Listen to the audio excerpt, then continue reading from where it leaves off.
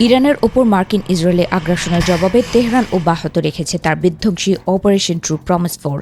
মধ্যপ্রাচ্যের বিস্তীর্ণ অঞ্চল আজ পরিণত হয়েছে এক বিশাল রণক্ষেত্রে, যেখানে একের পর এক ধেয়ে আসছে ইরানের নির্ভুল নিশানার ক্ষেপণাস্ত্র।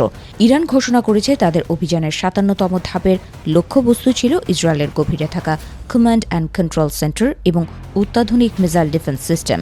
হাইবার শেখান, ইমাদ এবং গদারের মতো উচ্চ প্রযুক্তির ব্যালিস্টিক মিসাইলগুলো যখন ইসরায়েলের আকাশ প্রতিরক্ষা বলয় ভেদ করে আঘাত হানছিল, তখন গোটা অঞ্চল কেঁপে উঠছিল মুহুর্মুহু বিস্ফোরণে। এমনকি বেন গুরিয়ান বিমানবন্দরের উত্তর পশ্চিম এলাকাতেও আছড়ে পড়েছে ইরানি মিসাইল। এই ৫৭তম ঢেউয়ের নেপথ্যে রয়েছে এক হৃদয় বিদারক শোকগাথা। ইরান এই হামলা উৎসর্গ করেছে রমজানের কনিষ্ঠতম শহীদ, মাত্র ৩ দিন বয়সী শিশু মুস্তফা স্মৃতির উদ্দেশ্যে।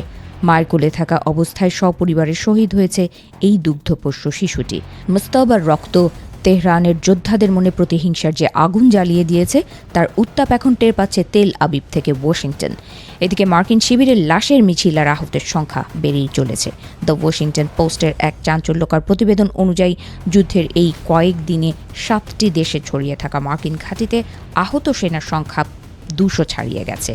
ইরাক, জর্ডান, কুয়েত, সৌদি আরব এবং সংযুক্ত আরব আমিরাতের মতো দেশে থাকা আমেরিকার তথাকথিত নিরাপদ ঘাঁটিগুলো এখন ইরানের ড্রোন আর মিসাইলের সহজ লক্ষ্যবস্তুতে পরিণত হয়েছে। পেন্টাগনের তথ্য অনুযায়ী কেবল আহতের সংখ্যাই নয়, মৃত্যুর সংখ্যাও মার্কিন প্রশাসনের কপালে চিন্তার ভাঁজ ফেলেছে। কুয়েতের পোর্ট শুয়াইবাতে একটি ইরানি ড্রোনের আত্মঘাতী হামলায় একসঙ্গে ৬ মার্কিন সেনা নিহত হয়েছে। এছাড়া সৌদি আরবের প্রিন্স সুলতান বিমান ঘাঁটিতে আরও এক সেনার মৃত্যু হয়েছে। সব মিলিয়ে এখন পর্যন্ত ৭ মার্কিন সেনা ইরানি হামলায় সরাসরি প্রাণ হারিয়েছে, আর বিমান দুর্ঘটনায় প্রাণ গেছে আরও ৬ জনের। মধ্যপ্রাচ্যের মরুভূমি এখন মার্কিন সেনাদের জন্য এক মৃত্যুপুরী। রণক্ষেত্রের এই ভয়াবহতার মাঝেই চলছে রাজনৈতিক দাবার চাল। ইরানি সংবাদ মাধ্যম তাসনিম দাবি করেছে, সামরিক ও অর্থনৈতিক চাপে পড়ে ডোনাল্ড ট্রাম্প এখন দিশেহারা। নিজেদের রাজনৈতিক পিঠ বাঁচাতে তিনি নাকি তলে তলে আলোচনার সংকেত পাঠাচ্ছেন, যাতে জ্বালানি বাজারের অস্থিরতা কমানো যায়।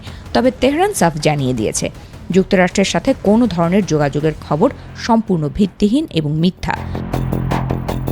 যুদ্ধের আগুন এখন পারস্য উপসাগরের তেল খনিগুলোর দিকেও ছড়িয়ে পড়ার অপেক্ষায়।